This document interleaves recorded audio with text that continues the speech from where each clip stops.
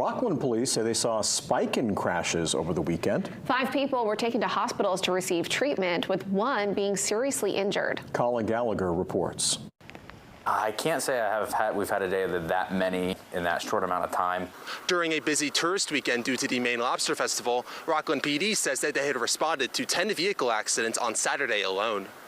Saturday, actually, when all these accidents were happening, we were getting ready for the parade and shutting down roads, so it definitely took a toll on kind of law enforcement and EMS resources. Chief Alex Gaylor says many of the accidents happened along Route 1. He says the recurring theme in almost every single collision was simple driver distraction and unawareness. So really, they all came down to driver inattention. So we had a running stoplight, running stop sign, or just pulling out onto the road and not looking both ways. You know, every summer we typically get a good influx of people visiting. I think it's more just people paying attention, especially being somewhere new, and just you know, locals in the summer just having to deal with the kind of an increase in traffic, taking their time, being patient. The chief says that planning ahead during summer traffic, taking precautions, and slowing down can prevent further accidents and risk of injury. It's planning ahead, slowing down. Your commute's going to take a little more time, and just making sure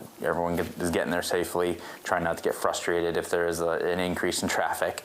And I think for people coming through, it's important to, you know, most of our traffic comes down Route 1, and it can go from kind of rural to kind of downtown very quickly. So just being aware and paying attention to the kind of when the speed limit slows down, and it can go to, you know, very, like I said, very populous to rural very quickly. So just being aware. Colin Gallagher, WABI News, Rockland. Rockland Police tell WABI one person who was seriously injured in a motorcycle crash was not wearing a helmet. They're currently at Maine Medical Center in Portland.